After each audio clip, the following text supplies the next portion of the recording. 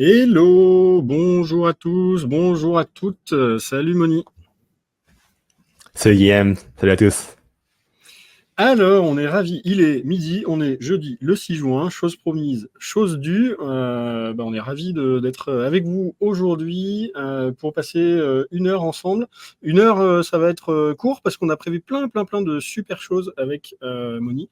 Je vois déjà que certains d'entre vous commencent à commenter. Vince, oui, il y aura un replay dispo ensuite, pas de souci, vous aurez même accès aux slides, on va tout vous donner, tout ce qu'on va dire aujourd'hui sera bien accessible ensuite pour ceux qui ne pourraient pas rester jusqu'au bout. Donc oui, pas de souci. Avant qu'on commence, faites-nous juste peut-être un petit coucou dans les commentaires là, sur le live pour nous dire d'où vous êtes déjà. C'est toujours marrant de savoir un peu d'où vous êtes. Moni, toi, tu es au soleil. À Lisbonne, au Portugal. À Lisbonne, au Portugal, voilà. Je crois que la météo est peut-être plus clémente chez toi que chez nous ces jours-ci. Moi, je suis à Lyon. N'hésitez pas à nous dire un peu d'où vous êtes. Et puis on va pas tarder à commencer. Midi une. Voilà, on a plein de choses à se dire.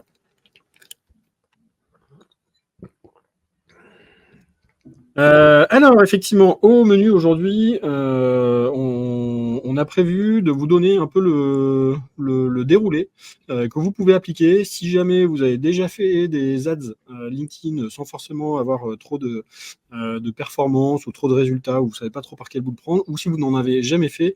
L'idée, c'est vraiment de vous baliser les grandes étapes par où vous allez passer, les questions que vous allez vous poser, de vous montrer beaucoup de trucs très pratico-pratiques, mais que ça vous donne un peu un cadre de réflexion et avec Moni, en fait, c'est assez naturellement qu'on est venu, alors déjà en discutant par post interposé sur LinkedIn sur ces sujets-là, mais peut-être on va vous expliquer pourquoi est-ce qu'on en est venu à se poser ces questions, vous expliquant un petit peu qui on est, ça va vous expliquer ce qu'on va vous raconter aussi ensuite.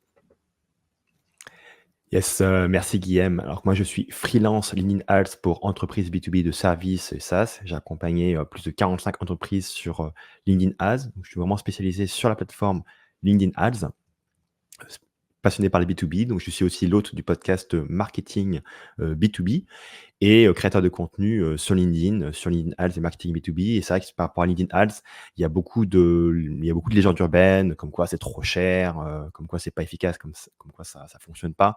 Et du coup, c'est pour ça que voilà, j'ai voulu m'associer avec Guillaume pour essayer de vous montrer des bonnes pratiques pour vraiment bien se lancer et se donner un maximum de chances de réussir.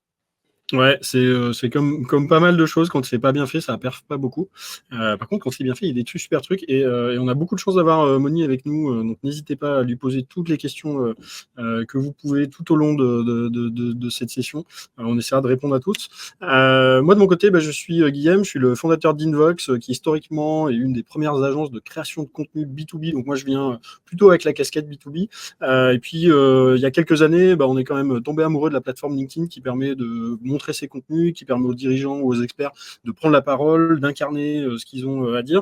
Et c'est assez naturellement qu'on a commencé, pour certains de nos clients, à parler du sujet LinkedIn Ads, parce qu'il y a de belles choses à faire dessus, pour aller donner plus de souffle, plus de puissance au contenu qu'on peut faire. Vous voyez quelques-uns des clients que j'ai pu accompagner sur ça, et en bas à gauche, les quelques sujets que l'équipe un peu de fous furieux de contenu travaille chez Invox. Alors le but, c'était pas de parler que de nous, évidemment. L'idée, c'est plutôt de parler du sujet LinkedIn Ads, mais avant ça, de voir pourquoi aujourd'hui c'est un sujet et pourquoi est-ce qu'on pense que vraiment dans les équipes marketing et en lien avec les équipes sales, on en parlera tout à l'heure, c'est un sujet qui est important.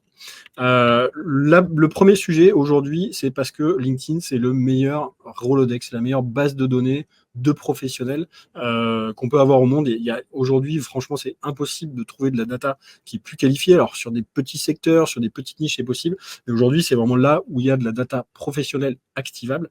Donc déjà, il faut s'y intéresser parce que il y a de grandes chances que vos décideurs, les décideurs que vous voulez viser, soient là. Aussi parce que quand c'est bien piloté, c'est ce que Moni tu disais tout à l'heure, en fait ça fonctionne. Si on a de la perf de la perf bien plus intéressante que sur d'autres canaux de pub. Donc ça, on zoomera tout à l'heure. Et puis aussi quelque chose qui était important pour toi, c'est que Moni, on peut tester en fait. Il y a pas un coût d'entrée forcément énorme. Tout à fait. Et puis, pour ceux qui sont déjà arrivés jusque-là, dites-nous peut-être aussi dans les commentaires quel type de business vous faites. Quel type de cible vous essayez de toucher, c'est quoi votre persona cible.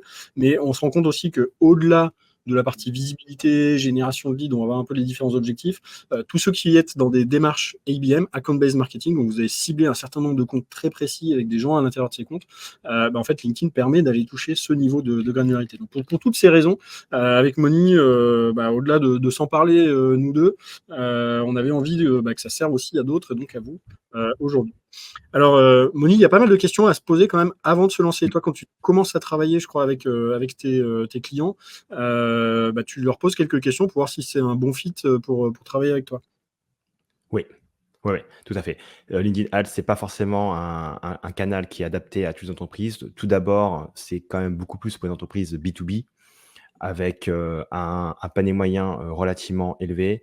Moi, mes clients, typiquement, ils vendent un produit ou un service avec une valeur annuelle moyenne de 10 000 € par an, sachant que oui, ça peut passer si on a un panier moyen inférieur, mais ça va réduire un petit peu les chances, de succès. Donc il y a ça comme filtrage par rapport aux cibles. Évidemment, si votre cible, elle est pas active sur LinkedIn, ça va pas le faire, mais bon, 99% des cas dans le B2B, vos cibles sont présentes et actives sur LinkedIn. Ouais. Et ce qui est super intéressant d'ailleurs sur les cibles, c'est on a un peu tous les niveaux de hiérarchie, de décision et de seniorité dans LinkedIn. Donc même si dans une même industrie, vous parlez à des gens très différents dans une boîte, il y a quand même de fortes chances que vous puissiez les toucher. C'est ça, effectivement. Et effectivement, il y a beaucoup d'objectifs différents qu'on peut poursuivre sur LinkedIn. On peut être très ponctuel, très tactique. Par exemple, on veut remplir un événement physique ou virtuel donné, donc on va lancer une campagne pour ça de manière ad hoc. Mais on peut aussi partir sur une dimension plus always on, sur des campagnes qui se font sur toute l'année, dans laquelle on va créer de la demande, on va créer de la notoriété, on va éduquer les gens sur ce qu'on offre comme produit, sur pourquoi il faut travailler avec nous, et aussi montrer des contenus, ce qui va derrière générer de la demande pour l'entreprise. Donc, beaucoup d'objectifs différents. Alors la question quand même qui ressort très très souvent, le budget, combien ça coûte d'être présent sur LinkedIn Ads? Ça, c'est une vraie Ouais. question aussi. On a des réponses pour ça. Ne vous inquiétez pas, on parlera chiffres à un moment. Quelle campagne il faut faire? Parce que décider de faire de la pub LinkedIn ou pas, c'est une chose, d'y aller ou pas. Après, faut que ça prenne corps, faut que ça puisse vivre. Et puis, bien sûr, il y a plein d'autres questions que vous vous posez, donc n'hésitez pas à utiliser à fond le chat, pour poser vos questions. On répondra à tout le monde. Promis, sauf si évidemment on ne sait pas répondre. Auquel cas, on vous répondra qu'on ne sait pas répondre, ça peut aussi arriver. Tu me disais, finalement, le point le plus important, c'est presque celui de l'objectif, parce qu'en fonction de l'objectif qu'on va avoir, on ne va pas forcément faire les mêmes choses. Je vais tous vous les afficher, parce qu'on peut faire des grands blocs. Est-ce que tu peux nous dire un petit peu comment tu divises ces choses-là de ton côté, sachant qu'on peut faire des choses très en amont, sans forcément être très commercial encore. Ça va être plutôt le côté brand, le côté création de la demande, mais on peut aussi aller très loin dans des opportunités commerciales. C'est quoi un peu le panel auquel tu es confronté, toi, Moni? Ouais, c'est ça. Moi, ça va vraiment beaucoup dépendre de mes clients. J'ai beaucoup de clients qui arrivent, surtout quand ils sont un peu plus petits, ils sont plus à droite. Ils disent: «Ah non, nous, on veut des leads tout de suite». En fait, ils sont plus pressés par rapport à ça, alors que mes plus grands clients, ils ont plus compris la notion de brand awareness et de création de demande. Parce qu'en fait, ce qui se passe, c'est que la capture de la demande, c'est très bien, mais on adresse les 5 des prospects qui sont prêts à acheter aujourd'hui, qui comparent entre 5 concurrents différents, et vous arrivez, boum, avec votre solution, et vous n'avez pas eu le temps en amont de créer une préférence de marque qui va derrière maximiser votre taux de conversion et maximiser le pouvoir de négociation de vos commerciaux par rapport au montant moyen. Donc c'est pour ça que, pour moi, c'est extrêmement important pour les annonceurs sur LinkedIn de faire la partie de gauche, brand awareness et création de demande, pour que, et je vous montrerai des stats un peu plus tard, s'assurer que derrière, on ait des meilleures performances. Ouais, top. Enfin, nous, on le voit beaucoup, effectivement. Il y a toujours cette envie de si je mets du budget sur LinkedIn, faut que ça me rapporte du deal ou du lead. Et très rapidement, une fois qu'on a goûté, on sait quand même aussi très bien que sur des cibles très spécifiques, le fait de s'inscrire sur quelques mois, qui nous voient, qui connaissent la marque, que le jour où il y a une prise de décision enfin qui se fait, en fait, l'impact, il est déjà là. Ils pensent à nous. On est dans le top 2, top 3 de leurs prestataires potentiels. Et là, Ouais. c'est super intéressant. On vous a mis un petit récap sur quand est-ce que ça marche pas. Alors, c'est pas aussi tranché que ça. Évidemment, il faudrait rentrer dans le détail. Et peut-être que tout à l'heure, dans les commentaires, certains d'entre vous nous poseront un peu leur contexte pour qu'on voit si ça fonctionne. Mais il y a des cas où, effectivement, LinkedIn Ads est super approprié.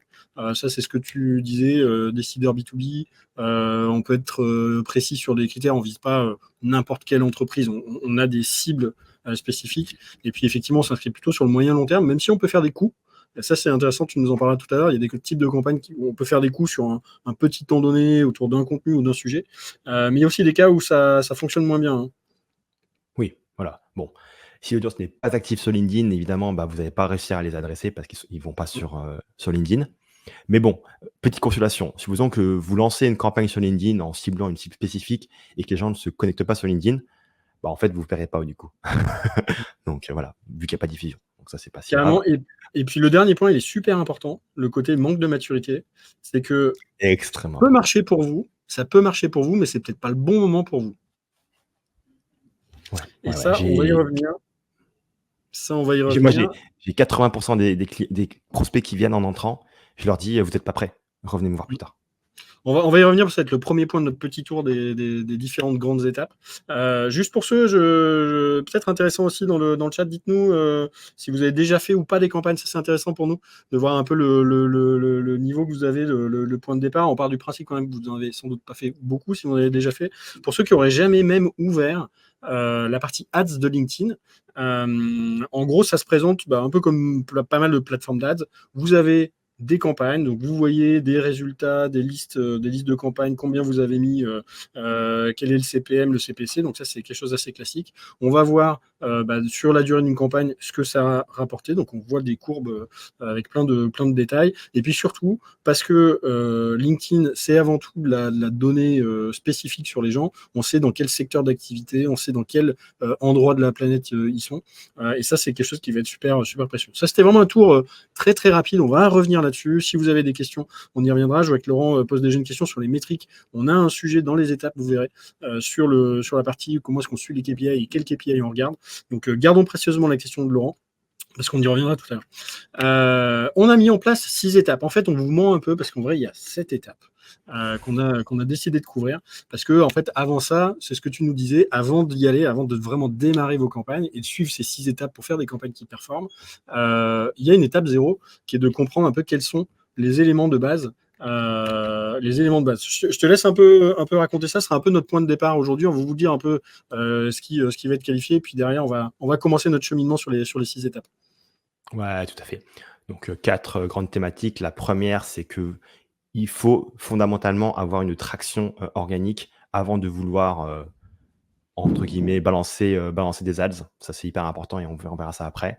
Deuxième chose, c'est avoir des forts fondamentaux en matière de contenu, en matière de message, positionnement, etc.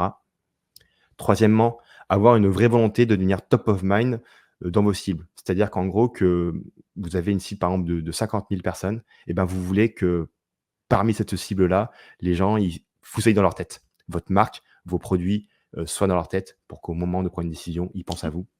Et enfin, derrière, attention, sans vouloir 150 leads tout de suite. Typiquement, on est sur une démarche de sensibilisation et d'éducation sur le moyen long terme. C'est pour ça qu'on a un esprit court-termiste. Ça a tendance à pas fonctionner parce que ces décisions-là, après, elles prennent du temps. Ouais. Alors, ça ne veut pas dire qu'on ne peut pas avoir des campagnes où on ne générera pas du lead, mais ça veut dire que la première campagne que vous allez faire, très vraisemblablement, si vous avez en tête de dire je veux récupérer 100 contacts demain, ça sera assez déceptif. Il y aura d'autres canaux à activer avant ça. Si vous voulez plutôt bâtir quelque chose dans la durée, sur base de contenu assez intéressant, et du coup ancrer votre marque chez les décideurs, là pour le coup, oui, et demain, dans quelques mois, ça pourra convertir en lead. Ce côté, si ça ne convertit pas en organique, ça ne convertira pas en ads, c'est super important. Il y a quelques indicateurs qui montrent est-ce que c'est le bon moment ou pas d'y aller, que toi tu regardes, Moni, chez tes clients. Ouais, c'est ça. Moi, j'aime bien quand il y a déjà un trafic mensuel de plus de 3000 visiteurs par mois sur le site web. Ça permet d'ailleurs de faire du retargeting sur LinkedIn de manière intéressante et ça prouve qu'il y a déjà un site qui attire des personnes. Et par rapport au deuxième aspect, content market fit, Simplement, grâce à votre contenu, vous attirez du trafic qui se transforme derrière en lead. C'est un indicateur que votre contenu, en fait, il est d'une bonne qualité, d'une qualité suffisante pour se dire, OK, maintenant, on va activer les ads pour aller amplifier tout ça. Ensuite, il y a effectivement le site en lui-même. On verra que c'est quelque chose d'important. Si on envoie notamment une partie des mécaniques qu'on va aller chercher sur LinkedIn, c'est pour ramener du trafic en dehors de LinkedIn sur son site. Si le site déjà, sur le peu de trafic qu'il a, ne fonctionne pas, il n'y a pas peu de chances qu'en y envoyant plus de gens, en plus en payant pour envoyer des gens, ça fonctionne. Donc il y a aussi ça à regarder. Et puis le dernier point, c'est le sujet du CRM. Alors, on pourrait s'en passer. Quand même, de plus en plus, la bonne pratique, c'est de dire tous les contacts que je vais récupérer via mes campagnes d'ads, il ne faut pas les perdre. Il ne faut pas que ce soit juste une poche dans LinkedIn ou un téléchargement de fichiers Excel à un moment. Idéalement, il faut que ce soit vraiment mappé avec la remontée dans le CRM. Ça, aujourd'hui, quasiment tous les bons CRM ont cette connexion, et notamment Salesforce et HubSpot. Et puis surtout, derrière, qu'il y ait un process en place. Si vous remontez les choses dans votre CRM et puis que ça meurt là, en fait, ça sera très compliqué pour vous de voir, au-delà du trafic, la visibilité, qu'est-ce qui est devenu du vrai business pour vous. Donc ça c'est quelque chose qui est important. Et puis, tu as quelques chiffres aussi qui remettent tout ça en perspective, que je te laisse peut-être commenter, Moni. Ouais. 72% des acheteurs, ils vont finir par acheter une solution qu'ils connaissaient avant même de commencer à faire des recherches. C'est-à-dire qu'avant même de commencer la recherche de fournisseurs, ils ont été sensibilisés par différents messages, différentes publicités, et au final, ils vont acheter chez eux. Donc, c'est pour ça que si vous êtes que en capture de demande, si vous êtes que, entre guillemets, à faire du Google Ads, à faire de l'affiliation, à faire ce genre de choses, à faire du call email, vous perdez la plupart des acheteurs. Parce qu'au final, ils ont déjà fait une prédécision à l'avance. Ça, c'est une news de HBR. Deuxième point de data très intéressant de Hockeystack.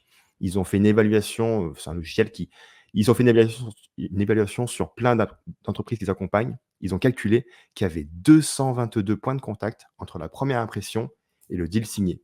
Donc, c'est juste pour vous dire que le processus de décision est, il est multi-touch, il est multi-points de contact, multi-canaux, etc., etc. Et multi-personnes. C'est 222 points de contact potentiellement pour signer une personne, mais pour signer un compte, mais avec 3 ou 4 personnes impliquées. Ça, c'est super important, et LinkedIn permet vraiment de bien faire ça aussi. Ouais, absolument. Et c'est bien le cas sur cette étude-là. Et dernièrement, ça, c'est une data de HubSpot 2024 très récente. 75% des prospects ne veulent pas remplir de formulaire pour accéder à du contenu. Trop de marketeurs qui étaient un peu agressifs sur la lead gen, sur les documents. Souvent avec des contenus médiocres. C'est plutôt la déception post-remplissage de formulaire qui a un peu créé une habitude de dire je me méfie du formulaire. Donc tout ça milite pas mal pour dire à un moment, il faut que j'aille sur d'autres canaux. Aujourd'hui, on sait très bien que les décideurs même répondent plus à des messages dans LinkedIn qu'à des emails. Il y a encore une plateforme qui est encore assez propre et qui nécessite qu'on puisse y aller. Je vois une question de Amélie, très intéressante sur ce qu'on disait juste avant. Ne pas se lancer si ça convertit déjà pas en organique. Elle pose la question de quid si jamais je suis sur un nouveau concept, donc mon site est super récent, j'ai pas encore beaucoup de trafic, il y a peut-être pas de SEO qui est posé parce que le sujet est pas encore connu, il n'y a pas encore les mots-clés qui sont ancrés. Qu'est-ce que je fais? Est-ce que du coup, je vais pas non plus sur les ads parce qu'il se passe rien? Ou est-ce qu'au contraire, là, dans ce cadre-là, le côté, ok, je connais ma cible, elle connaît pas mon sujet, je vais lui forcer un peu l'affichage. Est-ce que là, on n'a pas une zone quand même intéressante? Moi, ce que je dirais, c'est que l'avantage de publier de manière organique sur LinkedIn, c'est qu'on a un feedback immédiat sur la qualité de ses contenus. Si moi, demain, je poste des choses sur LinkedIn et que ça bite total, je saurai tout de suite que mes contenus, ça va pas. Alors que si demain, je sais pas, je mets un article sur mon site, je vais mettre, je sais pas, Guillaume, je mets combien de temps à voir que ça marche pas? Des mois, non? Ouais, as au moins 2 mois le temps que le SEO prenne. Après, tu peux, si tu as une base mail, tu peux émuler des choses. Encore une fois, c'est toujours penser multicanal. Si vraiment, là, vous lancez un concept, pas de site web, pas de SEO ou difficulté d'émerger en SEO, et pas de base email du tout. Et effectivement, là, pour le coup, LinkedIn peut quand même être un espace. Mais alors, du coup, on pourrait partir même sur du full LinkedIn en se disant j'ai mes décideurs. Je fais du mail aussi, enfin de l'email, je fais du contact directement, je mécanise un petit peu de la prise de parole, je bosse avec d'autres aussi, typiquement ce qu'on est en train de faire avec Moni, on croise nos audiences, donc allons croiser les audiences, faisons des formats intéressants, utilisons LinkedIn comme un blog et comme un site sur un profil perso qui va incarner. Et là, pour le coup, on va commencer à faire des choses intéressantes. Et là, on va pouvoir aussi, on le verra tout à l'heure, les thought leader ads, c'est un truc du moment. On adore ça avec Moni, donc on vous en parlera. On peut sortir un petit peu de la logique brand, marque, pour aller sur une logique de marque personnelle, d'intuitu personnel, qui peut être assez intéressante. Oui, Bruno, c'est aussi dépendant de ton réseau. Tout à fait, tu as raison. On est ravis d'avoir Bruno. N'hésite pas à intervenir via le chat. Ça nous fera très plaisir d'avoir tes lumières parce que tu en connais un bon bout sur ces sujets-là. Donc là encore, on a effectivement des ça marche pas. Et en fait, il faut changer un peu de. Tu me disais, voilà, ceux qui sont encore dans un mindset un peu ancien. Et puis, est-ce que tu peux nous expliquer un petit peu ça sur comment on est aujourd'hui et comment on était il y a quelques années? Ouais, complètement. Donc la posture, gagnante sur LinkedIn aujourd'hui, c'est d'éduquer son marché au maximum, donc sur le triplet un peu magique, donc votre offre, produit, service, votre preuve sociale, à quel point, vous êtes reconnu par vos clients et par les différents, influenceurs dans votre industrie et enfin derrière votre expertise, via les différents contenus de marque et contenus de marque personnelle, on va dire, enfin de vos différents, experts et C-level en interne. Yes. Deuxième chose, c'est faire beaucoup de contenus à valeur ajoutée en libre service au maximum, c'est-à-dire en fait des contenus que les gens vont pouvoir consommer au maximum sans nécessairement devoir laisser leurs coordonnées de contact, ce qui va faire qu'on va accélérer la vitesse à laquelle les gens vont nous faire confiance parce qu'on va les éduquer tous les jours. Et du coup, comme résultat, c'est on devient top of mind auprès des 95% pas prêts à acheter, donc 5% prêts à acheter, 95% pas prêts à acheter. On devient top of mind auprès d'eux pour que dans X mois, quand ils vont avoir besoin d'acheter, bah, ils vont tout de suite penser à nous. Ils vont utiliser leur moteur de recherche interne, ils vont se dire: «Ah bah oui, mais en fait, je vais parler à X parce que je me souviens d'eux». On va voir le mindset pour le coup, qui est le pendant inverse. Et puis après, on reviendra sur une super question d'Adrien. Je te laisse commenter un peu ce mindset ancien, puis après, on reviendra à la question d'Adrien. Bah, mais c'est d'anciens et on voit encore, beaucoup aujourd'hui, c'est des entreprises où toute leur pub LinkedIn, c'est, «Bonjour, prenez notre livre blanc». Et donc du coup, ce qui se passe, c'est que les clients, les prospects, les audiences, ils se disent: «Ah bah OK, bah eux, ils font des livres blancs». Par contre, ils savent pas les produits qu'ils font, ils savent pas, ils savent rien en fait sur l'entreprise. Donc du coup, la notion de confiance, la notion d'éducation, elle est quasiment, nulle. Et donc du coup, voilà, les contenus à valeur ajoutée sont cachés systématiquement derrière des formulaires. Et en fait, là, leur objectif à ces entreprises-là, c'est juste capturer les 5 qui veulent bien, laisser, leurs coordonnées, sachant que, Ouais. les gens veulent de moins en moins laisser leurs coordonnées. Après, ça dépend des niches, parce qu'ils savent ils ont un peu peur de ce qui va se passer derrière, en fait. Et ils se demandent si ce contenu-là, il va être aussi bien que ça. Complètement. Donc adoptez, ouvrez, partagez, donnez, et après vous recevrez. Et en plus, vous verrez qu'en perf d'ads, ça fonctionnera mieux. On verra tout à l'heure plein d'exemples de comment est-ce que ça peut vivre, des trucs très concrets. Je vais juste revenir sur la question d'Adrien. Adrien posait la question sur le lien entre l'organique et le paid. Est-ce que sponsoriser ses propres posts qui ont bien fonctionné, c'est un bon moyen de commencer? Je vais te laisser répondre. Moi, j'ai un oui et non comme réponse. Je te laisse répondre d'abord. Alors moi, ma sensibilité par rapport à ça, c'est que justement les posts organiques, c'est un peu le test. Donc si ça fonctionne pas le post organique, bah, ça sert à rien de le sponsoriser. Par contre, si ça performe, je pense que ça peut être une bonne idée de le sponsoriser. Attention aux posts. L'idée, c'est de sponsoriser des posts qui ont de l'engagement. Donc moi, je dirais plus de 3 de taux d'engagement. Taux d'engagement, c'est quoi? C'est le nombre de likes plus le nombre de commentaires divisé par le nombre d'impressions. Donc, un post qui est engagé et aussi un post qui évidemment va parler à votre audience cible. Si c'est un post entre guillemets, super top of funnel ou parler un truc qui a un peu rien à voir et qui a eu plein de likes et cetera, parce que c'était un sujet politique, c'est peut-être pas forcément le meilleur post, à sponsoriser. Voilà. Tu en penses quoi, Guillaume? Écoute, ouais, je pense qu'on est assez en phase. Moi, mon oui et non, il est peut-être moins technique. C'est plus issu de l'expérience. Oui, parce que effectivement, si ça a fonctionné, ça fonctionnera. Et puis en plus que même quand vous sponsorisez un post, vous avez en bas le nombre de likes, le nombre de commentaires. Et effectivement, quelque chose qui a déjà engagé, les gens s'arrêtent plus. Il y a un côté preuve sociale qui est intéressant. Donc ça, c'est pour le oui. Pour le non, le risque à faire ça, pour moi, c'est de se dire, j'écris mes posts et puis ceux qui marchent, je les sponsorise. Ça ne veut pas dire forcément qu'ils sont optimisés pour de la pub. C'est qu'il y a des choses qui vont marcher où le visuel va marcher dans votre audience, des gens qui vous connaissent, qui vous ont déjà vu, qui sont un peu dans votre premier cercle. Tout l'enjeu du ads, c'est de sortir dans le deuxième cercle. Mais parfois, il y a des types de posts, la façon dont c'est rédigé, ou des trucs, en fait, ça marche pas pour des gens qui n'ont pas un peu plus d'historique, ou alors ça met pas forcément en valeur suffisamment ce que vous vouliez dire. Alors ça a marché, les gens ont réagi, mais c'est pas toujours un indicateur de ça va faire une bonne chose. Donc, et puis en plus, il faut pas forcément écrire tous vos posts en disant je vais les écrire comme des pubs et puis ceux qui marchent, je les mettrai vraiment en pub, parce que du coup, le risque c'est de faire des posts qui eux vont plus marcher en organique. Donc attention, certains oui, mais pas systématiquement. Parfois ça marche bien. Typiquement là pour ce live, moi j'ai fait une vidéo qui a bien marché. On l'a sponsorisé a posteriori et le sponsor a bien marché aussi derrière, mais c'est pas systématique. Voilà, alors on a fait notre étape 0, donc maintenant on va enfin rentrer dans le vif du sujet, mais on a déjà couvert pas mal de trucs intéressants. Vous allez voir, maintenant on va rentrer plutôt dans des éléments très pratico-pratiques. La première étape, c'est de s'assurer qu'on connaît bien son audience. Faire des pubs LinkedIn, au final, c'est assez simple. C'est qu'est-ce que je raconte, à qui, et après j'ai un peu de mécanique pour m'assurer que je ne paye pas trop en n'ayant pas coché les bonnes cases dans le campaign manager. Et après, je dézoome un peu, il ne faut pas que mes campagnes se fassent concurrence entre elles. Il y a quand même une question de stratégie, mais globalement, c'est quand même raconter des choses à des gens qui vous intéressent et qui vont être intéressés par ce que vous dites. Donc ça commence toujours par j'ai un persona, un ICP, un buyer's journey. L'idée, c'est pas de couvrir ça aujourd'hui. Ça, c'est des choses, vous les connaissez pas. Il y a plein de choses en ligne. Allez voir chercher Invox Persona, Invox Buyer's Journey. Vous allez trouver plein de choses sur Google. Mais là, l'idée, c'est si vous n'avez pas trop travaillé ça, c'est faites quelques interviews.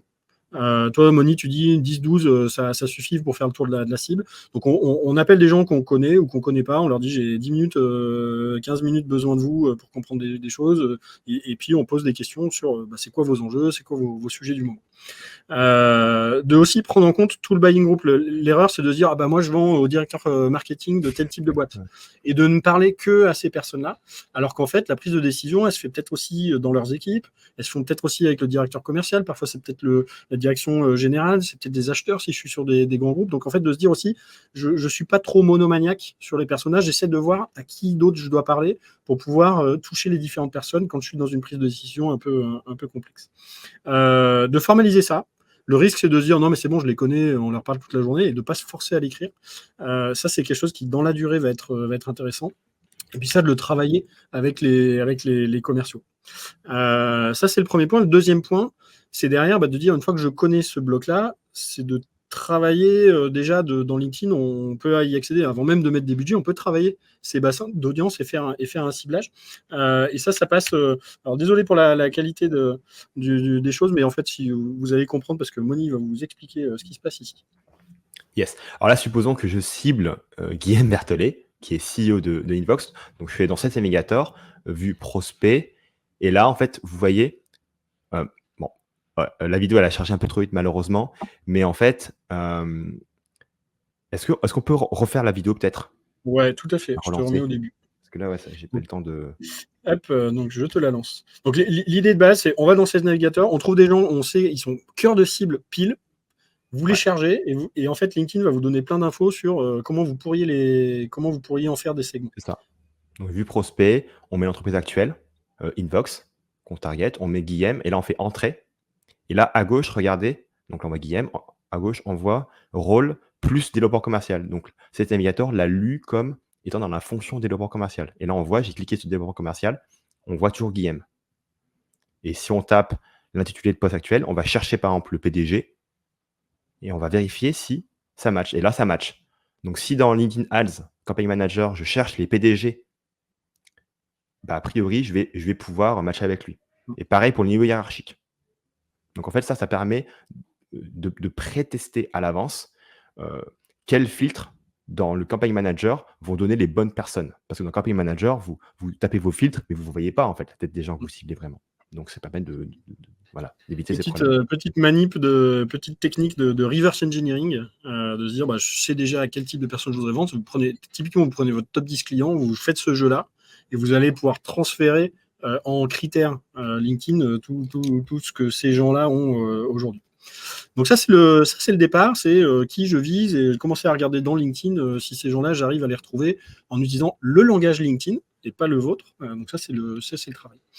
Le deuxième truc vraiment important, et ça, c'est mettez-le vous bien en tête, et je pense notez-le, c'est un des trucs les plus importants qu'on verra aujourd'hui, c'est qu'à partir du moment où vous mettez de l'argent dans des ads, à un moment, il se passe quelque chose après l'ads. C'est pas alors si je fais de la pure brand notoriété, évidemment, j'ai pas forcément de call to action derrière, mais quand même vous en aurez souvent parce on va vous demander des résultats. Et donc il faut savoir ce qui se passe après. Ça, tu peux peut-être nous dire un peu qu'est-ce que tu mets là derrière parce que c'est vraiment ultra important. Ouais. Donc, efficacité du site web ou de la landing page. Donc, c'est la page des destinations qui doit être absolument complètement optimisée. Et de toute façon, après, je vais détailler un petit peu derrière avec des exemples et des principes. Deuxièmement, bien optimiser le processus de conversion, hein. Donc voilà, si l'entonnoir il y a un trou dedans, ça sert à rien. Donc, important de mettre ça en place. Et si tu veux, et derrière, le tracking. Donc là, il y a plusieurs manières de traquer. Et là, pareil, je vais exposer les différentes manières de traquer. Alors, sur l'efficacité ce qui sera le premier truc que verront les gens une fois qu'ils ont été hookés par la pub, ils vont cliquer, ils vont arriver quelque part. Ça, il y a plusieurs choses. Ouais. Déjà, moi, ce que j'aime pas trop, c'est envoyer sur une landing page segmentée, c'est-à-dire où il y a pas de menu. Pourquoi? Pourquoi? C'est parce qu'en fait, en B2B, on est sur un acte d'achat qui est quand même relativement anxiogène. La personne, si elle choisit pas la bonne solution, elle peut se faire virer. Donc du coup, il faut la rassurer. Il faut la montrer qu'on est sérieux, il faut la montrer voilà. Donc la personne, il faut qu'elle puisse naviguer sur le site web pour aller être rassurée par rapport à tous les éléments de contenu et de preuves que vous avez. Donc c'est pour ça que, sauf si c'est vraiment de la capture de lead pure sur le moment, moi je préfère envoyer directement sur une page du site web pour que la personne puisse naviguer. Et deuxièmement, 80% à 90% du trafic LinkedIn Ads, il est mobile. Donc ça veut dire que la destination doit absolument être optimisée pour le mobile, c'est-à-dire rapide à charger et aussi avec une expérience qui soit agréable. Que ce ne soit pas des gros blocs de texte ou alors des pop-up qui sortent dans tous les sens et que la personne elle se dise oula, où est-ce que je suis arrivé? Et enfin derrière, un peu basique, mais rédiger des messages sur votre site web qui soient basés sur votre connaissance client. Donc toutes les interviews clients que vous avez faites auparavant et vos analyses, ça doit s'injecter dans ce que vous allez écrire sur votre site web. Ça, c'était pour la partie efficacité. Alors, ça prend corps dans plein de choses très concrètes. Ouais, voilà, là on voit, en fait, Hotjar, c'est un logiciel qui permet de traquer les gens sur le site web. Et là, en fait, il montre une sorte d'animation qui permet aux gens de comprendre en direct comment ça fonctionne. Donc ça, je trouve que c'est plutôt intéressant. Donc ça, c'est pour dire, en fonction de là où vous arrivez. Donc ça, c'est Hotjar qui explique son système. Donc tout de suite, on a l'explication du logiciel. Ouais. Ça peut être avec des screenshots. Oui, c'est ça. Un screenshot tout simple, mais c'est parlant. Donc là, post-ads, j'arrive là. Je vois bien que ce que tu disais aussi, des pages pas segmentées. J'ai encore toute la nav. Souvent, en e-commerce, on vous dit sur une page d'atterrissage, on vire toute la nav, on veut que le tunnel de conversion, les gens sont là que pour une action. En fait, là, en B2B, ce que tu nous dis, c'est que en fait, il faut expliquer ce qui se passe sur la page, mais il faut aussi donner la possibilité de rassurer, d'aller voir les clients, d'aller voir tout un tas de choses sur le site. Complètement. Ça, c'est une démo interactive. Ça vient des US. C'est un peu les animations plus. On permet aux gens d'interagir directement avec la solution, avec des petits panneaux qui permettent de montrer un petit peu ce qu'il faut faire. Bon, là, je suis allé très vite. Ça permet surtout, du coup, aux gens de jouer avec la solution. Et ça, du coup, ça leur permet vraiment de se projeter et de comprendre beaucoup plus la solution. Pour les éditeurs, là, il faut se mettre en contexte dans la trajectoire. En fait, j'ai une pub qui m'accroche peut-être sur les bénéfices, sur le problème, sur demander votre démo, des choses comme ça, vous faites votre démo tout de suite. Et ça, c'est ce sur quoi j'arrive directement. Il n'y a pas de splash screen, il n'y a pas de page intermédiaire où je dois rentrer des choses pour tester. En fait, j'arrive directement. La pub m'a amené à tester le logiciel dans le logiciel directement. Ça, c'est super puissant là-dessus. Je t'ai coupé, je crois, Moni.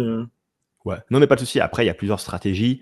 On peut demander quand même aux gens, on peut gater ça. C'est-à-dire qu'on peut dire, voilà, si vous voulez faire le free, la démo interactive, mettez votre adresse email, mais on peut aussi ne pas demander les coordonnées et ouvrir ça en libre service. Ça, c'est vraiment à votre choix. Et là, tout simplement, c'est une segmentation par cas d'usage. On a parlé tout à l'heure de buying group. Là, par exemple, Cognism, ils ont 3 grands personas et du coup, ils vont dans la page d'accueil, plutôt dans la menu de navigation, directement, les gens ils vont pouvoir voir en fonction de leur typologie de persona comment le produit répond exactement à leur use case. Voilà, ça c'était pour la partie LP. On a dit il y avait aussi le processus de conversion derrière qui était super important. C'est OK, j'arrive sur une LP, j'ai des infos. Qu'est-ce qui se passe? Donc j'ai eu une première action de sortir de la pub, d'arriver sur cette page. Et maintenant, qu'est-ce qui se passe derrière? C'est quoi le next step si je suis convaincu? Une bonne pratique qu'on voit beaucoup, c'est ce côté agenda. Qui permet, finalement, quand j'arrive, j'ai des infos et si je suis convaincu, plutôt que de laisser mes coordonnées pour être appelé, je peux tout de suite, moi, prendre 15, 20, 30, 50 minutes dans l'agenda d'un commercial ou des commerciaux. Il y a un côté en plus incarnation qui est assez sympa. Je suis en relation pas avec une entreprise, mais avec quelqu'un qui est intéressant pour moi. L'auto-attribution, alors ça c'est un truc que tu adores. Tu as un sujet sur l'attribution, on y reviendra peut-être dans les questions si ça intéresse certains d'entre vous, mais à minima, il y a vraiment un truc à faire dans vos formulaires. Ouais, c'est ça, complètement. Et ça, on va vous montrer un exemple tout à l'heure, visuel, comme ça, vous allez bien pouvoir voir à quoi ça On ressemble. y reviendra juste après. Et puis évidemment, toujours le côté rassurer. Rassurer. On en a déjà parlé, preuves sociales, des testimonials, des verbatim, des petites étoiles si vous en avez 5 sur 5, 4,9 sur 5 sur telle plateforme. Ça, c'est quelque chose qui est super important. Et voilà les exemples dont on parlait. C'est ça. Donc en fait, à droite, on a l'auto-attribution. Vous voyez tout en bas, How did you hear about us? Comment avez-vous entendu parler de nous? Avec une astérisque qui veut dire que c'est un truc obligatoire. Donc il faut que les gens répondent. Et derrière, on a un champ libre. On n'a pas, vous savez, on n'a pas un menu déroulant où les gens doivent choisir. Parce que si les gens doivent choisir, ils vont prendre un peu n'importe quoi. Prendre le premier. Ou alors ils vont prendre le premier. Ils prennent Là, le premier. vraiment, on va débiaiser les réponses. Et on va permettre aux gens de raconter une petite histoire, de raconter une petite phrase s'ils ont envie sur ah oui, j'ai entendu parler de vous sur ce salon, et puis machin, et puis truc. Et puis après, derrière, je ne suis pas expert HubSpot, mais on peut programmer un workflow HubSpot qui va prendre toutes ces réponses-là et qui va classifier un petit peu dans les différents buckets. Ouais, d'autant plus maintenant, on a de l'IA qui se met par-dessus sur des réponses hétérogènes qui ne viennent pas d'un menu fermé. Il y a un peu de retraitement manuel, mais de plus en plus, c'est quelque chose qu'on peut industrialiser. Et ça, c'est super important de savoir ça. Le côté attribution, je traque tout, je sais exactement par quel canal la personne est passée. C'est un peu mort, en fait. On a un peu abandonné cet objectif-là parce que personne ne sait le faire. Ouais, c'est ça. Donc là, c'est juste pour donner un exemple, l'aspect confiance, l'aspect rassurance, où là, à gauche, là, on parle de résultats, d'outcomes, on parle de caractéristiques et comment c'est lié à des bénéfices pour le client. Social Proof, plus de 350 entreprises, donc c'est confiance. Et on a les 5 étoiles sur G2. Et ça permet d'aider les gens à dire, allez, c'est bon, je peux booker ma démo maintenant, je suis rassuré. Et puis dernier point, c'était la partie tracking. Alors techniquement, dans LinkedIn Ads, vous avez des petites cases à cocher. Ça, je te laisse le dire parce que ça, c'est ton quotidien de geek LinkedIn Ads. Oui, donc il faut absolument mettre en place le LinkedIn Insight Tag sur votre site web et le mettre en place aujourd'hui. Pourquoi? Parce que supposons que dans les 6 prochains mois, vous avez du trafic sur votre site web qui vient de différentes sources et que dans 6 mois, vous voulez lancer des campagnes LinkedIn Ads en retargeting, c'est-à-dire recibler des gens qui ont déjà engagé avec vos assets ou votre site web, si vous n'avez pas mis votre Insight Tag aujourd'hui et commencé à récolter la data, elle est morte. Parce que c'est des sauts en fait, les audiences de retargeting qu'il faut remplir. Donc en fait, il faut installer l'Insight Tag et commencer à récolter, donc commencer à créer cette audience de retargeting à 90 jours de tous les gens qui ont visité votre site web. Les temporalités que je prends, moi, c'est 30 jours, 90 et 180.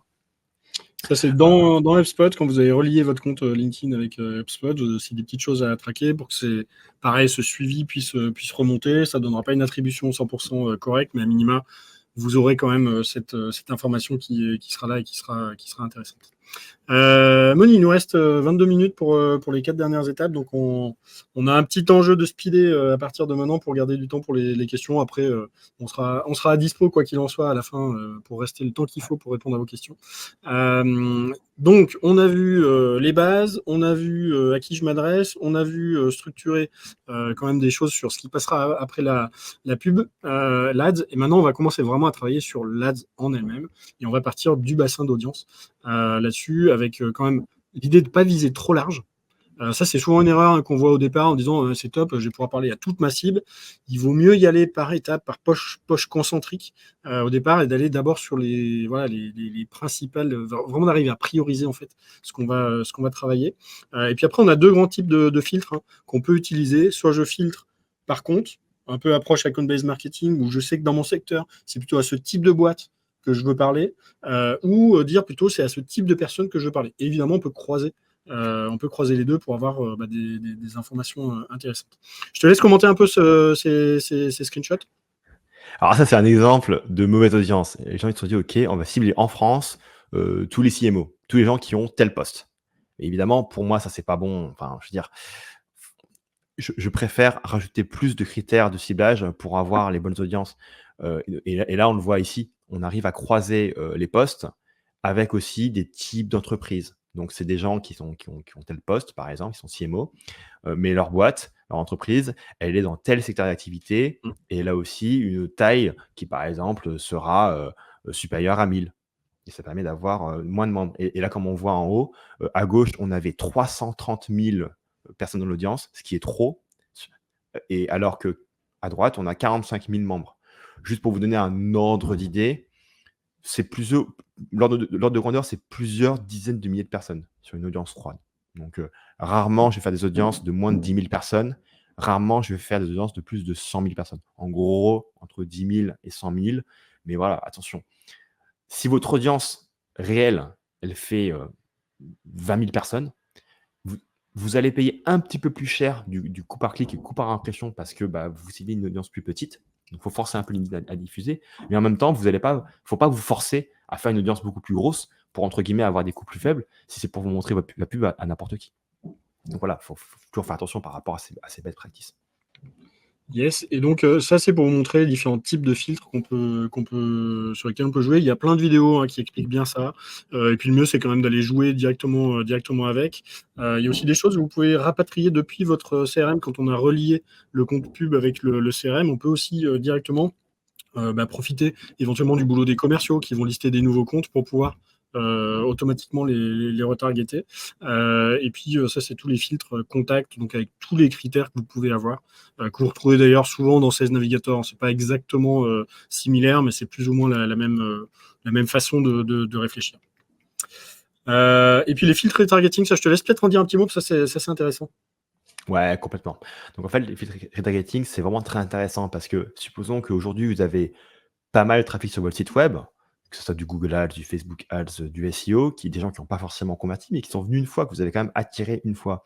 Pourquoi ne pas derrière filtrer ces personnes-là par rapport à des filtres qui, pour vous, sont importants? Par exemple, vous dites, ouais, mais nous, nos clients idéaux, ils sont sur des tailles d'entreprise de plus de X et dans tel secteur. Et ça, c'est ce qu'on voit en bas.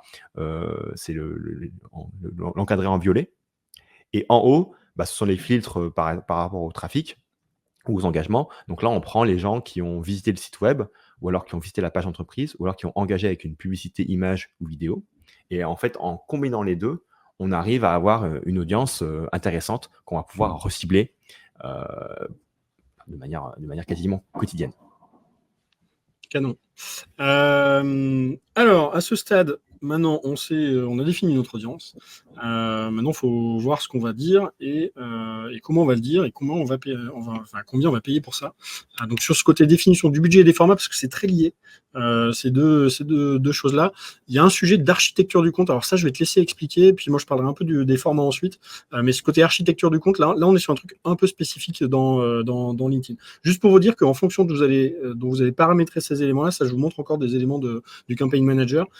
Et évidemment, en fait, votre ciblage, tout ce qu'on a vu jusqu'à présent, va vous donner en live sur la partie droite une projection de budget. Ça ne veut pas dire que c'est exactement ça qui va se passer, c'est des fourchettes. Les fourchettes parfois sont même assez larges, parce qu'après va rentrer en jeu finalement le moment auquel vous allez pousser, le texte, le visuel de ce que vous allez pousser. Mais en gros, chaque fois que vous allez affiner vos ciblages, vous allez voir ici comment ça va se traduire en termes de budget. Et donc là, on peut avoir des tailles d'audience très importantes avec des budgets sur 30 jours qui sont super importants. On ne va pas dépenser 62 000 euros sur 30 jours si c'est un premier coup. Mais là, on peut commencer à avoir des choses qui sont intéressantes avec des indications de combien ça va coûter par clic, combien ça va coûter par conversion. Et donc, c'est vraiment là où vous pouvez jouer en live avec ces éléments. Et donc, pour ça, effectivement, il y a le sujet d'architecture du compte. Alors, est-ce que tu peux nous expliquer ce que ça veut dire une architecture de compte? Architecture de compte, c'est comment on construit l'articulation entre les différentes, campagnes, par rapport aux campagnes de trafic froid, par rapport aux campagnes de retargeting. Il y a 2 grandes architectures, donc l'architecture Cognism et l'architecture Impactable. Donc l'architecture Cognism, c'est une saturation du marché avec toutes vos catégories de contenu. Donc ça, c'est vraiment quand on a un bon budget par rapport à l'audience qu'on veut adresser. Donc là, en fait, on leur donne tous les différents contenus. L'autre approche, l'autre extrême, c'est l'architecture Impactable, qui est une agence américaine, qui ont créé ça. Donc on a un certain marché et on a un budget qui est un petit peu plus réduit. Donc si on s'amuse à vouloir saturer tout le marché avec toutes les catégories de contenu, ça va pas le faire. Donc en fait, ce qu'on va faire, c'est qu'on va créer, en top of funnel, entre guillemets, on va générer une audience de retargeting. Donc on va toucher des audiences froides avec une campagne image et éventuellement une campagne vidéo pour commencer à générer un bassin d'audience pré-engagé par cette campagne-là. Et après, derrière, on va saturer uniquement cette audience de retargeting avec l'intégralité de toutes les couches de contenu qu'on a. Donc, en fonction de votre situation, vous allez prendre plus une architecture Cognism ou une architecture Impactable. Et derrière, une fois qu'on a un peu choisi cette grande voie, on va penser les grandes campagnes. Voilà, c'est ça. Donc là, c'est juste un exemple d'architecture que j'ai pu mettre en place pour un client. Donc sur le trafic froid, on vraiment vendre un petit peu l'offre, expliquer comment notre offre aide les gens à résoudre leurs problèmes, ce qui permet d'attirer un trafic de gens qui sont un petit peu intéressés par ça. Mais après, derrière, on les fait passer dans une grosse phase de retargeting, du nurturing sur 90 jours, où on va en remettre une couche sur la valeur de l'offre, mais aussi mettre beaucoup de contenu par rapport à l'expertise, au thought leadership, et aussi par rapport à la social proof pour montrer que d'autres entreprises nous font confiance. Donc finalement, chaque colonne, c'est un peu un groupe d'ads qui va avoir un objectif, donc qui a la découverte, et puis ça se traduit par passage sur un produit ou un use case. Et en fait, en dynamique dans la durée, on va avoir d'autres campagnes qui vont prendre le relais. L'idée, c'est de se dire aussi, je ne fais pas un one-shot, l'idée, c'est aussi de se dire, j'ai des campagnes qui sont paramétrées pour aller attirer l'attention, d'autres qui vont être sur ceux qui ont été attirés, qui vont reprendre cette audience-là pour la travailler un petit peu en continu. Puis on a des choses derrière qui veulent se rapprocher beaucoup de la conversion, Oui, pour c'est aller ça. faire de la prise de rendez-vous, par exemple. C'est ça. Sur une audience un peu plus chaude, donc retargeting sur les 30 derniers jours, on peut tenter de leur dire, voilà, demander une démo, demander un rendez-vous. Et la dernière phase, c'est retargeting 180 jours. Donc là, en fait, on va prendre tous les gens qui ont engagé avec des assets ou le site web sur la moitié de l'année. Et là, on va leur montrer d'autres formats publicitaires dont on vous parlera après, qui permettent de rester un petit peu top of mind, de laisser un petit peu des souvenirs dans leur tête. Écoute, c'est la top transition. Effectivement, sur les formats, on revient sur des choses que moi je maîtrise bien, c'est qu'est-ce qu'on raconte. Et souvent, on va quand même partir de ce qu'on a raconté, des contenus. Évidemment, on peut se rapprocher du produit, du service. Mais derrière, on a aussi des formats. On verra tout à l'heure ce qu'on peut raconter, mais il y a aussi des formats parce que LinkedIn, on ne peut pas sponsoriser tout et n'importe quoi. On a des formats spécifiques. Évidemment, on peut faire un post avec juste une image. Ça, c'est un des grands classiques. J'ai bien travaillé mon visuel, ça te donne envie de cliquer, ça accroche, ça arrête. Je vais avoir quelque chose aussi qui est un peu particulier où je vais reproduire l'expérience de téléchargement d'une ressource dans LinkedIn. Donc, l'idée, c'est plus de sortir d'une landing page, c'est que tout va se passer dans LinkedIn, c'est le fameux lead gen form.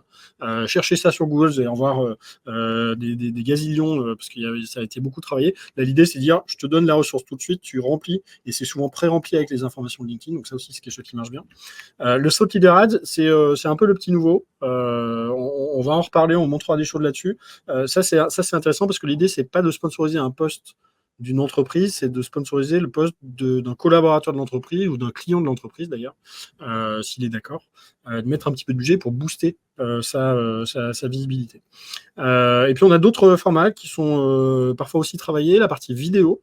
On montrera un petit exemple tout à l'heure, une partie vidéo. J'ai fait une petite vidéo, je la pousse. La partie Spotlight Ads et la partie Text Ads, ça je vais vous montrer à quoi ça ressemble parce que ça parle. Donc là je vous ai mis les exemples de à quoi ça ressemble, image unique, lead gen form, je clique, j'ai tout de suite un petit logiciel, un petit formulaire qui se met.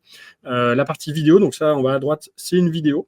Donc là il y a le play que je peux lancer. Vous voyez en haut ici, donc ça c'était sur mon profil. Lead Gen Ads, c'est bien un post que moi j'ai fait, qui est promu par Invox. Donc le budget vient de chez Invox. La partie vidéo, donc ouais, ça c'était Thought Leader Ads, pardon, qui était un format vidéo de Thought Leader Ads.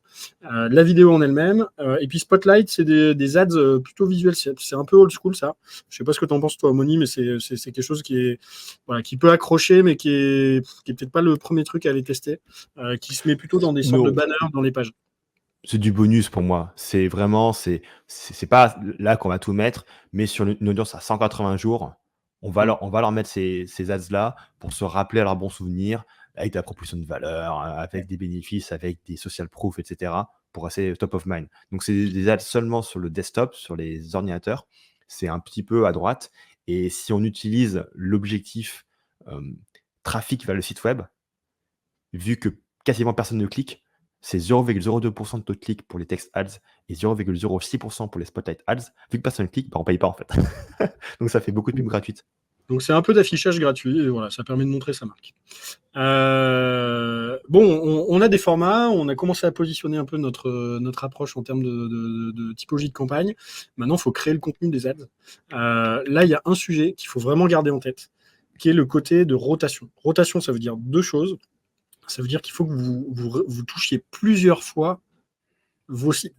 De dire, je fais une campagne et c'est bon, je compte, ok, j'ai réussi mon coup. Si la personne a vu passer une fois, ça ne fonctionne pas. On est quand même dans une attention faible sur LinkedIn, on scrolle, on va passer des choses. Et puis, on est dans des processus de décision qui peuvent prendre du temps. Et il faut ancrer le message. Donc, ça veut dire, il faut que je touche plusieurs fois la même personne. Donc, je répète ce que j'ai à dire. Mais par contre, je ne sois pas répétitif. Si je vois 18 fois sur une semaine le même créatif, le même visuel, le même call to action, en fait, à un moment, je le vois même plus, et puis limite, ça m'énerve, et puis je vais pas bien réagir. Donc, il faut à la fois s'organiser pour se dire, je vais occuper le terrain suffisamment de fois pour que ça commence à infuser, et en même temps, varier la façon de toucher. Donc ça c'est un point qui est super important. Donc, soyez créatifs, copiez pas non plus ce qui se fait forcément ailleurs, partez de vous et de vos personnages, de ce que vous avez envie de raconter, et puis on va voir qu'on peut faire pas mal de choses différentes. Et puis ensuite, évidemment, les deux éléments que vous avez, sauf si c'est une vidéo, évidemment, c'est un peu différent, mais on retrouvera les mêmes choses. C'est travailler le texte de l'accroche. Et puis éventuellement, quand les gens cliquent pour voir un peu plus, mettez de la matière. Donc soyez accrocheurs et travaillez le copywriting. Et puis travaillez le visuel, c'est vraiment un truc ultra important. Faites pas des visuels au rabais, toujours les mêmes. Voilà, il faut vraiment travailler. Il y a un truc assez intéressant qui se passe de ce côté. Une fois qu'on a dit ça, qu'est-ce qu'on peut faire? Tu en as parlé, on a vu un peu dans tes déroulés. On peut parler du pain, des enjeux, des besoins de la cible. En général, c'est par là qu'on va accrocher. C'est tu as besoin d'un outil de gestion parce que tu es mal organisé, tu sais pas quel est ta trésor, ça va être ce genre de choses. Ça peut être aussi un truc qui est super intéressant, c'est la preuve sociale. C'est de dire, en fait, je vais laisser parler d'autres gens, donc mes clients souvent, qui vont dire que je suis bon. Donc si j'ai des verbatims qui m'ont été donnés, je vais pouvoir derrière pouvoir le faire. Donc si j'ai des petits quotes, si j'ai des notes aussi, je peux mettre en avant mes notes sur des plateformes. Les fonctionnalités et les bénéfices. Souvent, alors, ça marche très bien pour les éditeurs de logiciels. On peut trouver aussi dans les industries de services ou dans l'industrie, les produits, on peut trouver des choses intéressantes. Typiquement, dans l'industrie du SaaS, que toi, tu connais bien, Moni, on va zoomer sur une fonctionnalité, on va faire les 8 ou 10 fonctionnalités qu'il y a dans le logiciel, on va en faire une ad séparée, on va faire un visuel, un créatif séparé, parce qu'on ne sait pas finalement qu'est-ce que le client valorise le plus, et souvent on va acheter un logiciel pour une fonctionnalité qu'il y a dedans qui est intéressante. Donc on va couvrir ça. Évidemment, on n'oublie pas les contenus premium. On peut pousser vers un événement, un webinar, un baromètre, un e-book. Ça aussi, le côté éducation du marché est super intéressant. Le positionnement, juste le branding, de rappeler ça. Parfois, en plus, ça peut faire des campagnes qui ne sont pas trop chères. Si on les fait en retargeting pour pour rappeler la qualité de sa marque, sa stature, le fait de se montrer un peu plus gros éventuellement qu'on est. Et puis évidemment, il y a tout le côté plus fin de funnel. On va être sur le côté lead generation. Alors, ce qui est intéressant ici, c'est que l'idée, c'est pas que vous choisissiez une case. Bruno le disait, que les annonceurs devraient m'écouter sur le point de rotation différencié. En fait, on est exactement là-dedans. Si vous voulez bien couvrir, plutôt que de mettre tous vos œufs dans le même panier et d'afficher ce truc-là, moi, des fois, je demande aux annonceurs d'arrêter de me targeter avec la même truc. On l'a 28 fois, c'est insupportable. Par contre, quand on varie les problèmes, là, je vous montre, par exemple, ce que fait Monday, et qui le fait très bien sur ses différents formats, de toucher différentes approches. Au milieu, en haut, on a le quote. On va avoir une petite démo du logiciel à droite. On a le pain avant-après.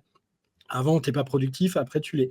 On va avoir un petit document où je peux regarder des insights. Qu'est-ce qu'on a appris Scuderia Ferrari. Là, je me dis, tiens, ça, c'est du contenu à consommer. En bas, j'ai un peu de branding. Je m'adresse à ma cible. Donc, je dis les project managers. J'ai un truc un peu communautaire. Donc, ça, c'est super intéressant de se dire comment je peux dérouler ça sur cette partie-là. Si vous cherchez un petit peu d'inspi, on vous a mis le lien là. C'est la Ad Library, vous pouvez trouver ça assez facilement. Donc en fait, ça vous montre toutes les pubs qu'un annonceur a sorties. Et vous pouvez cliquer dessus. Et quand vous cliquez dessus, vous arrivez sur la pub en question et vous voyez un peu, alors pas sa perf, vous n'avez pas, c'est quand même, il y a des données qui restent confidentielles heureusement, mais vous voyez un peu comment la pub a été jouée, quel format de pub c'était, et ça vous donne plein d'idées. Alors, allez voir du côté des anglo-saxons, ils ont quand même un petit moment d'avance sur cette partie-là.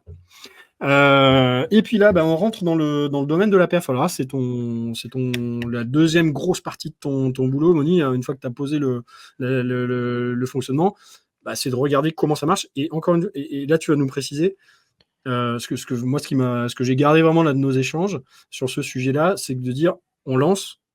Et en fait, c'est là que ça commence vraiment, et que derrière, il y a tout un travail d'optimisation, de je lance, j'arrête. Donc, je te laisse nous raconter un peu cette partie-là. Ouais. Donc, effectivement, il y a beaucoup de choses à optimiser par rapport à LinkedIn Ads. Je vais pas forcément pouvoir tout exprimer, mais je vais essayer de donner un maximum. On fera un nouveau live. Voilà, ça sera l'objet d'un nouveau live. Donc, suivre les bonnes métriques, et je vais expliquer un peu plus après derrière. Avoir une vraie discipline, de suivre de manière.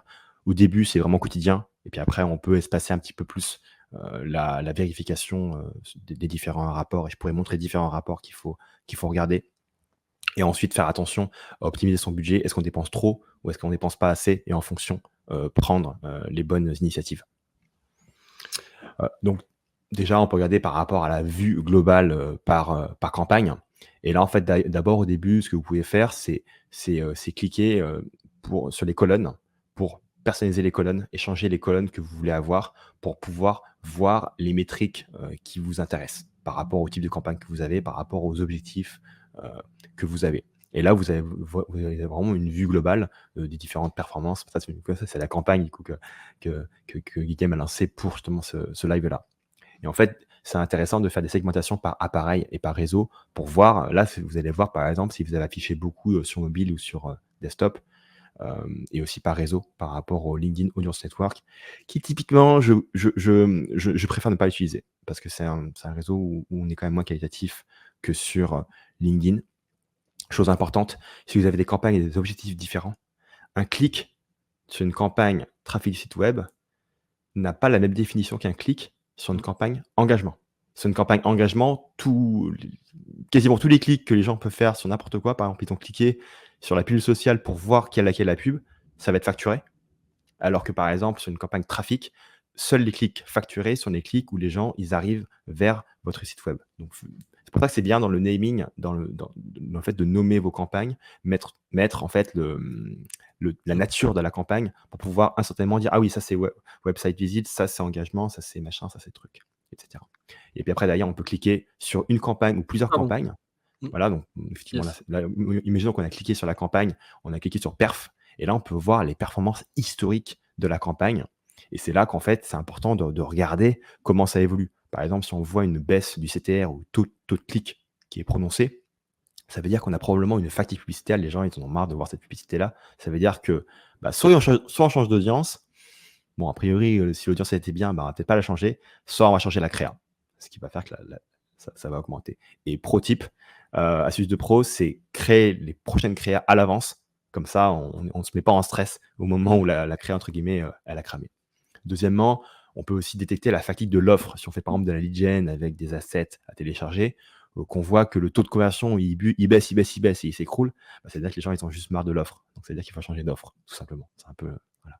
Et par rapport au budget, c'est important de voir si votre budget est dépensé comme désiré. Donc voilà, vous mettez par exemple un budget de 50 € au jour. Est-ce que vous dépensez à peu près ce budget-là ou est-ce que vous dépensez pas du tout ce budget-là?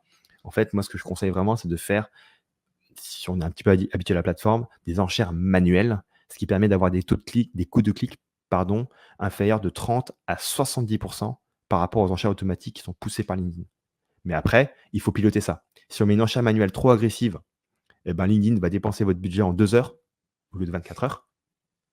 Si vous mettez une enchère pas assez agressive, vous allez mettre un budget de 50 € et vous allez dépenser 1 €. Donc voilà, c'est pour ça qu'il faut faire derrière une calibration en temps réel, jour après jour, pour augmenter ou diminuer votre budget par incrément de 5 à 20%.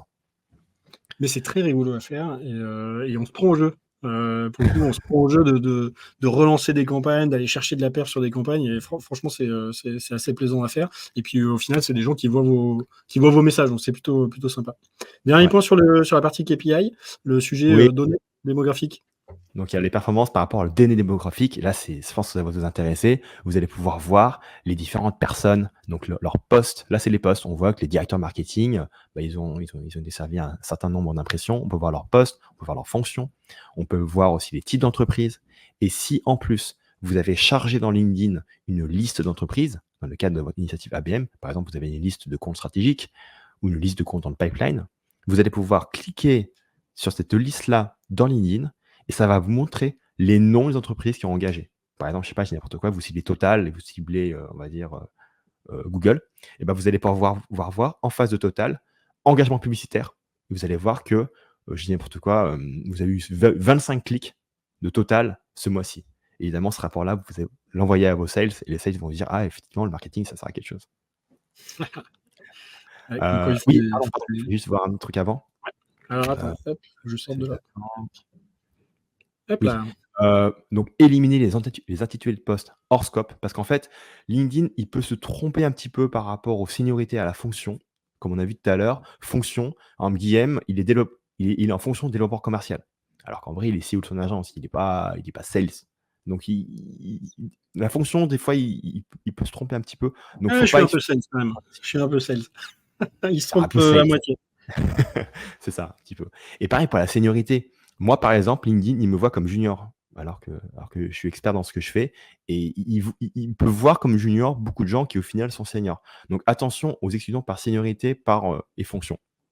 Par contre, par rapport aux intitulés de poste, d'expérience, il est quand même relativement précis. Donc si vous voyez que un tel intitulé de poste un peu bizarre a cliqué sur vos publicités ou a vu vos publicités, là, vous pouvez l'exclure de vos campagnes. Et pareil pour les entreprises. Vous pouvez exclure les entreprises qui sont pas bonnes en fait pour vous. Hop, là, on vous avait montré un peu la navigation. On avait promis qu'on se baladerait un peu dans le campaign manager. Donc, typiquement, c'est toute la cascade de blocs de campagne, l'intérieur d'une campagne. On va retrouver ces choses-là et puis on va voir plein de métriques. Donc, allez jouer avec ça. Idem. Il y a beaucoup de littérature sur le sujet, déjà à commencer par LinkedIn. Il y a des petites formations vidéo qui sont sympas à regarder aussi pour regarder ça. Et puis, dernier tips, dernière ligne droite, on vous a montré plein de choses déjà. Je te laisse terminer pour. Là, c'est là où on va chercher de la perf et on dépense pas bêtement 50 € par-ci, 50 € par-là, je crois. C'est ça.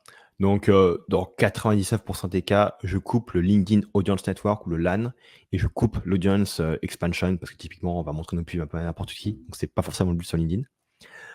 Deuxièmement, utiliser des enchères manuelles, comme j'ai dit tout à l'heure, parce que les enchères automatiques, typiquement, LinkedIn crame le budget parce qu'il y a des enchères très importantes, parce que son but, c'est que vous cramiez C'est votre vendre. budget, hein, désolé, mais c'est le cas. Voilà. Troisièmement, utiliser des exclusions de manière intelligente, comme j'ai dit tout à l'heure. Quatrièmement, vérifier les métriques régulièrement et couper ce qui marche pas, hein. Si la campagne ne marche pas, si la créa ne marche pas, si l'audience elle ne marche pas, faut pas laisser, voilà, faut couper et itérer. Moi, je pense que c'est vraiment important de voir ce qui se passe post-clic. Est-ce que les gens ils arrivent sur votre site et ils se barrent au bout de 3 secondes? Bon là, peut-être qu'il y a un problème. Soit le message il est pas bon, soit l'expérience elle est pas bonne. Donc, il faut regarder. Vous avez des outils comme Hotjar qui permettent de regarder un petit peu, d'espionner un peu ce que les gens font sur votre site web. Donc, ça, c'est intéressant quand même de regarder à quel point ils vont scroller. Est-ce qu'ils vont rester longtemps sur le site web? Est-ce qu'ils vont faire des wedge clicks? Est-ce qu'ils vont cliquer à mort sur quelque chose en croyant que c'est un bouton, alors qu'en fait, c'est pas un bouton? Ce genre de choses, c'est bête ce que je vous raconte, mais voilà, vous savez, enfin, c'est vraiment, on sait pas en fait. On sait pas ce que les gens font sur notre site si on regarde pas. Donc, voilà. Et dernièrement, faire des itérations constantes sur les publicités, changer les textes, changer les titres, changer les créas, des différents concepts de créa, des créas plus colorés, des créas plus avec des humains, avec des objets, avec votre produit, des vidéos plus haute production, des vidéos faible production. En fait, il faut avoir un spectre de tests qui soit le plus vaste possible, parce que sinon, vous risquez de vous retrouver dans un maximum local en disant: «Ah ouais, ça marche bien». Ouais, mais OK, vous avez rien testé, donc testez pas grand-chose. Vous avez trouvé un truc, vous allez vous satisfaire, alors que peut-être que vous auriez pu avoir un maximum global à un autre endroit, beaucoup plus fort. Top. Écoute, merci beaucoup, Moni. On est arrivé au bout de l'heure qu'on voulait passer avec vous. On a, je pense, abordé pas mal de sujets, un peu rapidement pour certains. N'hésitez pas à aussi nous le dire derrière sur nos LinkedIn. Envoyez-nous un petit message. C'est des sujets que vous auriez voulu qu'on creuse un petit peu plus. Je vois, il y a eu quelques questions qui ont été posées qu'on n'a pas couvertes parce que c'était pas forcément le bon moment dans le déroulé. Je vois notamment chez Adrien. Donc on était sur le sujet quand même pas prendre des trop petites ou des trop grandes audiences. On était sur ce côté 10 000 à 100 000. Est-ce qu'il y a un risque à sursegmenter une audience? Et est-ce qu'il y a un plancher minimum en dessous duquel il ne faut pas aller? Parce que typiquement, moi, je pourrais me dire, bah, là, en fait, ma target principale, là, j'ai envie de faire une campagne sur les 300 directeurs marketing de belles boîtes B2B en Rhône-Alpes. C'est mon couloir de nage, c'est ça que je veux faire. Je veux parler que à eux. Qu'est-ce que tu en penses, toi? Ouais, ça c'est vraiment intéressant. Ça va dépendre du budget qu'on a déjà. Si on a un très petit budget, on peut adresser éventuellement une très petite audience. Techniquement, on peut avoir une audience de 300 personnes, techniquement. C'est-à-dire qu'en fait, ce qui va se passer, si vous ciblez une audience de 300 personnes, vous allez avoir des coûts par personne, par engagement de personnes qui typiquement seront extrêmement élevés. Moi, j'ai tendance à commencer à 1000. J'ai tendance à pas cibler des audiences de moins de 1000 personnes. Donc, c'est une audience de retargeting. Ce sera souvent des audiences entre 1000 et 20 000 personnes en fonction du trafic sur le site web. Ok. Et si on peut dire la même chose à différents acteurs, il y a peut-être un travail à faire. Peut-être que je vise que 300 boîtes. Et peut-être au sein de ces 300 boîtes, il y a 5, 6 personnes différentes que je peux aller toucher. Donc jouer peut-être aussi là-dessus, ça va permettre d'augmenter un petit peu un petit peu ça. Alors il y a hello Mister Thibault qui nous posait la question. On était tout à l'heure sur l'ad. Il faut qu'on ait quelque chose qui engage, qui fasse cliquer. On était sur le côté call to action versus call to bénéfice que moi je connais pas forcément dans ce contexte-là. Est-ce que toi ça t'évoque quelque chose ou est-ce qu'on demande à Thibault d'utiliser le commentaire pour nous dire ce que lui il pense et ce qu'il y a derrière? Ouais, on fait ça. On lui demande Ouais. de dire ce qu'il y a Ouais, derrière. j'avoue que je sais pas trop en fait. Parce que moi, je lis un peu entre les lignes. Il y a un côté call to action, c'est clique pour obtenir quelque chose. Il y a un côté call to bénéfice, alors à la fois dans le copywriting et dans ce qu'on met derrière, de se dire plutôt que de dire clique pour télécharger ou clique pour demander une démo, de peut-être tourner ça davantage sur si tu fais ça, voilà ce que tu vas gagner. Je pense qu'il y a peut-être Ah ce oui, qui est intéressant. c'est peut-être ça. Moi, j'aime bien tester les 2 parce que d'expérience, ce que je me suis rendu compte, c'est que ce qui marche pour un compte et une cible ne va marcher sur l'autre. Donc ouais, je préfère tester les 2. Top. Amélie, on note bien. Éventuellement pour un prochain live, les KPI à suivre en fonction des objectifs. Écoute, c'est noté. C'est un très bon sujet. Parfait. Ben, pour une fois que je dis pas de bêtises, merci Thibaut sur ça. Je regarde si j'ai quelques autres choses. Et Bruno qui me disait, j'ai bloqué les ads. Je pense qu'il parlait des ads texte et des ads. Effectivement, les adblockers peuvent bloquer les petits surplus de choses. Pas le feed. Pas le feed. C'est ça qui est intéressant dans le feed. Ça marchera pas. Laure était d'accord avec nous sur les personas importants avec des entretiens. On est tout à fait d'accord là-dessus. Et je crois qu'on a fait le tour de ce qui était remonté. Voilà, merci Jocelyn. Bah écoute, merci beaucoup Moni. On était pas loin d'être dans le timing malgré tout ce qu'on a raconté. C'était ultra riche. Moi, j'ai vraiment adoré ce moment avec toi. J'espère que vous aussi chez vous, ça vous a intéressé. Le live sera dispo. Moni et moi, vous nous trouvez assez facilement sur LinkedIn. Abonnez-vous parce qu'il y a toujours des choses intéressantes qui ressortent. Et merci beaucoup Moni de t'être prêté au jeu ce matin. Bah, Guillaume, merci beaucoup. J'ai pris beaucoup de plaisir à préparer ce live et à le donner avec toi. Je pense que c'était une belle énergie. Donc, merci à tous pour ça. Carrément. À bientôt. Bye bye.